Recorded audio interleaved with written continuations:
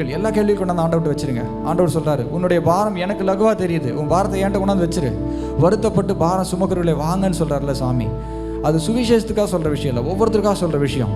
உங்க இருதயத்தை அடைத்திருக்கிற பாரம் இன்றைக்கு இறக்கி வைக்கப்படாவிட்டால், ஆண்டோட சமூகத்தை இறக்கி வைக்கப்படாவிட்டால், ஆண்டவருடைய சமாதானம் உங்களுக்கு கிடைக்கவே கிடைக்காது. இந்த காலை வேளையில் ஆண்டவரே நான் வந்துட்டேன் சாமி, ஆண்டவரே நீங்கள் என் தகப்பனே, நீர் என் துணை சுவாமி, என் ஆதாரம் சுவாமி. ஆண்டவரே நான் அஞ்ச போகிறதே கிடையாது. ஆண்டவரே சத்துரு எனக்கு சொல்கிறான், நீ இப்படி தானே இருந்த, இன்றைக்கி இங்கே வந்துட்டியா, காலையில் நின்றுட்ட, என்ன பெருசாக நடந்தணும்னு சொல்கிறான். ஆனால் ஆண்டவர் சொல்கிறாரு, உன் பாவங்களை அறிக்கையிட்டால் எல்லா அநீதமும் நீங்கி சுத்திகரிக்க நான் நம்பத்தக்க ஒரு நீதி உள்ளவனுமா இருக்கிறேன்னு சொல்கிறாரு. இந்த காலை வேளையில் உங்கள் தடை செய்ய போகிற எந்த பலவீனமும் ஒரு பெரிய பலவீனமே கிடையாது. ஆண்டவர் அதை மாற்றி போட போகிறாரு. நான் ப்ராஸ்பரிட்டியாக சொல்லலை, நம்ம தேவனுடைய குவாலிட்டியை சொல்கிறேன். God is the God. நம்மளுடைய தேவன் எப்படிப்பட்டவர் தெரியுமா? அறிக்கை செய்யும் போது அதை நமக்கு என்ன பண்ணுறாருன்னா மன்னிக்கிற தெய்வமாக இருக்கிறார்.